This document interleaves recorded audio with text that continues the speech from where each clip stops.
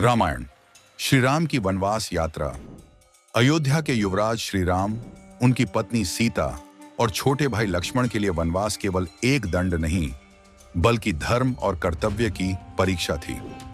जब माता कैकेयी ने राजा दशरथ से अपने वचनों के अनुरूप श्री राम को 14 वर्षों के वनवास का आदेश दिलवाया, तब श्री राम ने इसे सहजता से स्वीकार कर लिया। वे माता कौशल्या, सुमित्रा और भरत से विदाई लेकर वन की ओर प्रस्थान कर गए। वन में प्रवेश के साथ ही कठिनाइयों का दौर शुरू हुआ।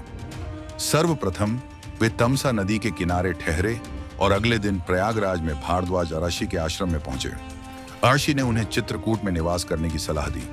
चित्रकूट की रमणीय वादियों में उन्होंने अपना पहला ठिकाना बनाया।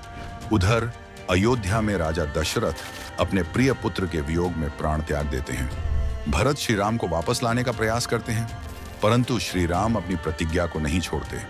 अंततः भरत उनकी चरण पादुका लेकर अयोध्या लौट जाते हैं और नंदीग्राम में राम के प्रतीक रूप में राज्य का संचालन करते हैं।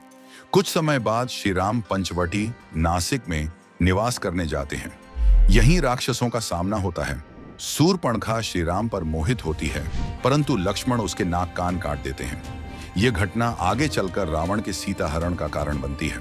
रावण अपनी बहन का अपमान सहन नहीं कर पाता और मारीच की सहायता से छल पूर्वक सीता माता का हरण कर ले जाता है। जब श्री राम और लक्ष्मण लौटते हैं तो वे सीता को वहां न पाकर व्याकुल हो जाते हैं। इस संकट के समय वे गिद्धराज जटायु से मिलते हैं, जो मरने से पहले रावण का परिचय देते हैं। आगे बढ़ते हुए वे शबरी के आश्रम पहुंचते हैं, जहां माता शबरी प्रेम पूर्वक श्री राम को मीठे बेर खिलाती हैं।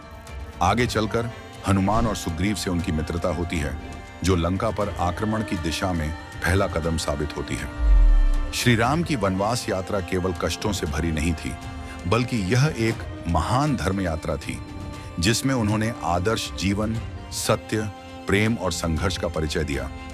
यही कारण है कि राम कथा युगों युगों तक प्रेरणा का स्रोत बनी हुई है।